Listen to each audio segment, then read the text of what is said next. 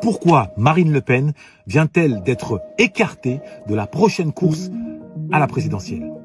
Si tu veux avoir la réponse, et je parle de la vraie réponse, pas celle que l'on a servie dans les médias, installe-toi bien, tu es au bon endroit. Mais avant de te la livrer, je me dois quand même de te rappeler que je suis Ludovic Herman Wanda, écrivain et formateur en maîtrise du langage soutenu et du logos.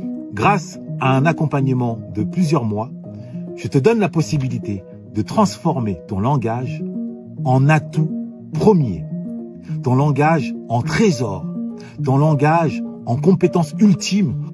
En clair, il te garantit d'accéder à la meilleure version de toi-même.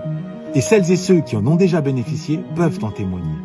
Bonjour, je fais cette vidéo pour rendre hommage au professeur Ludovic Herman Wanda qui m'a permis, grâce à ses enseignements, de surmonter d'innombrables difficultés. Tant il est vrai que j'avais de nombreux blocages en ce qui concerne l'art oratoire et l'écriture.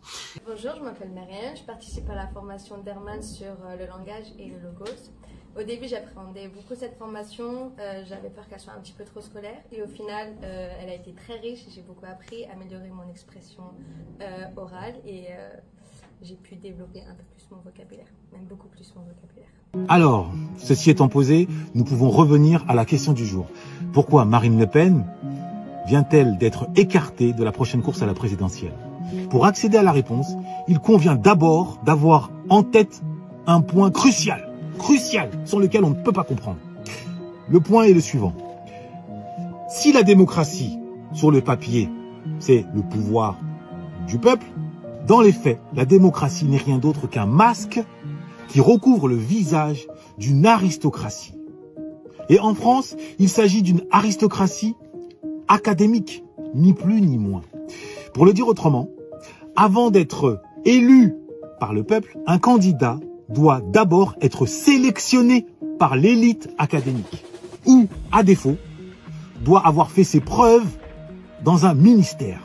Il suffit de regarder l'histoire de la Ve République pour en avoir la certitude. Macron est un produit de l'ENA. Son prédécesseur Hollande est un produit de l'ENA. Son prédécesseur Sarkozy n'est certes pas un produit de l'ENA, mais pour autant, il a été ministre de nombreuses années, ce qui lui a permis d'asseoir son autorité auprès de l'aristocratie intellectuelle et académique. Son prédécesseur Jacques Chirac est un produit de l'ENA. Son prédécesseur François Mitterrand a eu le temps de faire ses preuves en tant que ministre. Son prédécesseur, Valéry Giscard d'Estaing, est un produit également de l'élitisme académique. Et enfin, son prédécesseur, Georges Pompidou, était également un produit de l'élitisme ayant fait l'école normale supérieure. Il se trouve que Marine Le Pen n'est pas issue de la voie royale académique. Elle n'a pas davantage occupé des postes ministériels. Et pour couronner le tout, elle a montré la profondeur de son incompétence intellectuelle à l'occasion de son double débat face à Macron. On a assisté, coup sur coup, un double fiasco. Et pour comprendre tout ce que je dis, rien de tel qu'une petite vidéo. Pierre-Édouard Stérin, c'est un milliardaire inconnu et son autre grand projet, c'est de faire gagner l'extrême droite. Alors lui, il parle de la vraie droite, mais en gros, tout ce qui est à droite des Républicains. Pendant longtemps, Pierre-Édouard Stérin, il a voulu trouver le cheval de course idéal sur lequel miser son argent. Oui, il est plutôt Le Pen, plutôt Retailleau, plutôt Zemmour. Alors, il se trouve que Bruno Retailleau a déjeuné avec lui en janvier. D'ailleurs, une autre anecdote assez étonnante avec cette personne, c'est qu'il note les gens sur 10. Et donc il a, si vous voulez, une liste et des critères précis. Et après avoir rencontré telle ou telle personne, il donne une note. Sur la base du QI verbal, j'imagine, sur la base de la façon de s'exprimer, de défendre des idées, de défendre un projet, un business plan presque. Et je crois qu'il n'a pas donné une très bonne note à Marine Le Pen. Il a donné 7 sur 10 à Marine Le Pen et Jordan Bardella. Si c'est plutôt médiocre selon lui. Ah, c'est médiocre. Il faut savoir que Pierre-Édouard Stérin n'embauche que des 9 et des 10 sur 10 dans ses entreprises, donc en gros des polytechniciens. Et selon lui, le problème des 7, c'est qu'ils ont peur de l'intelligence des autres et qu'ils embauchent des 6, qui embauchent des 5, qui embauchent des 4. Et c'est le défaut, du coup, qu'il attribue à Marine Le Pen et Jordan Bardella.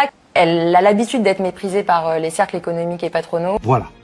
Avant d'être élu par le peuple, un candidat à la présidentielle doit d'abord être sélectionné, autrement dit soutenu par l'élite académique ou en tout cas par une partie d'entre elles. Et Marine Le Pen n'a pas passé l'examen. Elle n'a pas les épaules, elle n'a pas le cerveau à leurs yeux. Ils ont trouvé une brèche pour l'écarter. Et attention, ne t'égare pas, ce n'est pas Bardella le grand gagnant de cette opération éviction Le Pen. Non, le grand gagnant, c'est Bruno Retailleau. Lui, il est considéré comme ayant les épaules intellectuelles. Donc retiens bien que Marine Le Pen a été écartée de la course à la présidentielle, non pas pour détournement de fonds, mais d'abord et avant tout pour détournement de légitimité intellectuelle. Ni plus ni moins. Tiens-le toi pour dire, noblesse oblige.